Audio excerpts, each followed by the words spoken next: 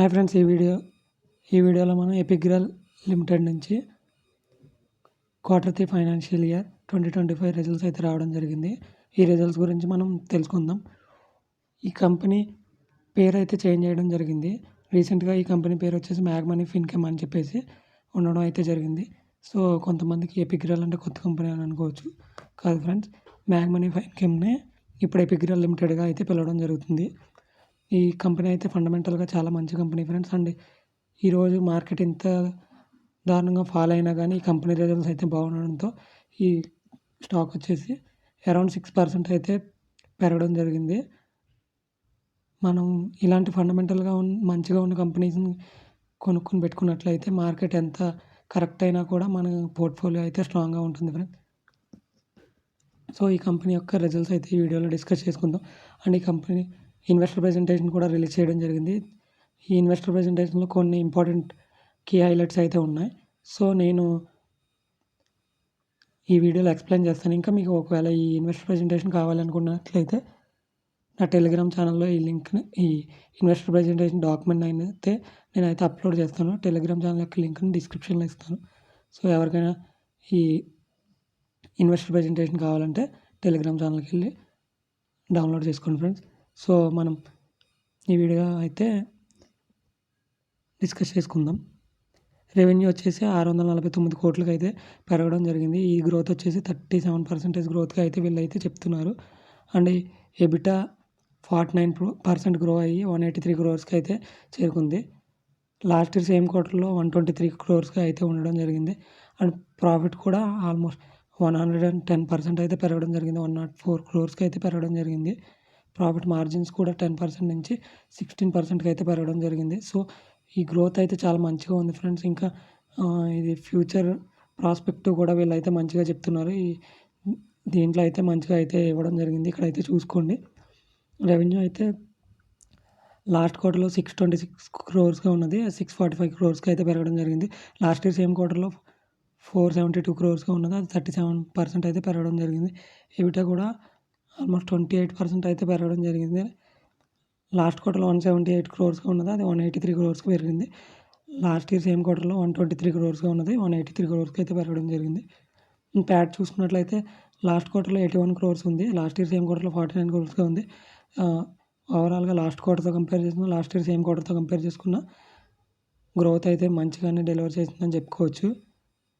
Financial highlights కూడా మీకు same అదే డిస్కస్ చేయడం జరిగింది. ఇంకా మీరు చూసుకున్నట్లయితే క్యాపెక్స్ ప్లాన్ కూడా వీళ్ళైతే క్లియర్గా ఇవ్వడం జరిగింది. వీళ్ళైతే సిపివిసి ఈసిహెచ్ అంటే ఎపిక్ క్లోరోహైడ్రిన్ని కెపాసిటీ అయితే 2xగా పెంచుతామని చెప్పేసి వీళ్ళైతే ఇక్కడ ఇన్వెస్టర్ ప్రెజెంటేషన్లో అయితే మెన్షన్ చేయడం జరిగింది. అండ్ ఇన్కమ్ స్టేట్మెంట్ కూడా ఇవ్వడం జరిగింది. బ్యాలెన్స్ షీట్ కూడా వీళ్ళు చాలా స్ట్రాంగ్గా ఉంది. ఫిక్స్డ్ అసెట్స్ ఫైనాన్షియల్ ఇయర్ 23లో 1962 క్రోర్స్గా ఉన్నట్లయితే అది ఫైనాన్షియల్ ఇయర్ 24లో 2249 క్రోర్స్కి అయితే పెరగడం జరిగింది. అది ఓన్లీ ఈ ఫైనాన్షియల్ ఇయర్ 25 హాఫ్ ఇయర్లీలో చూసుకున్నట్లయితే 2262 క్రోర్స్కి అయితే పెరగడం జరిగింది. సో కంపెనీ ఓవర్వ్యూ చూసుకున్నట్లయితే ఇక్కడైతే క్లియర్గా ఇచ్చారు. 2007లో ఈ కంపెనీ అయితే స్టార్ట్ అయింది. ఆల్మోస్ట్ 1000 మెంబర్స్ అయితే ఈ కంపెనీలో ఉండడం జరిగింది. 4 ఇయర్స్ రెవెన్యూ 33%లో రెవెన్యూ గ్రోత్ అయితే పెరగడం జరిగింది. అండ్ ఎబిటా గ్రోత్ చూసుకున్నట్లయితే 28%లో గ్రో అవ్వడం జరిగింది. అవర్ జర్నీ అని చెప్పేసి వీళ్ళు ఎట్లా గ్రో అయ్యారో ఫైనాన్షియల్ ఇయర్ 2007 నుంచి 2025కి ఎట్లా అయితే గ్రో అయ్యారో వీళ్ళు క్లియర్గా అయితే ఇవ్వడం జరిగింది. ఈ కంప్లీట్ పీడిఎఫ్ అయితే నేను పెడతాను. Chloro alkali caustic soda, caustic potash, వీళ్ళు కాస్టిక్ సోడా నుంచి డిమాండ్ అయితే 8% CAGR చొప్పున అయితే ఎక్స్పెక్ట్ చేస్తున్నామని చెప్పేసి చెప్తున్నారు. కాస్టిక్ పొటాష్ నుంచి కూడా సేమ్ అదే విధంగా ఎక్స్పెక్ట్ చేస్తున్నారు.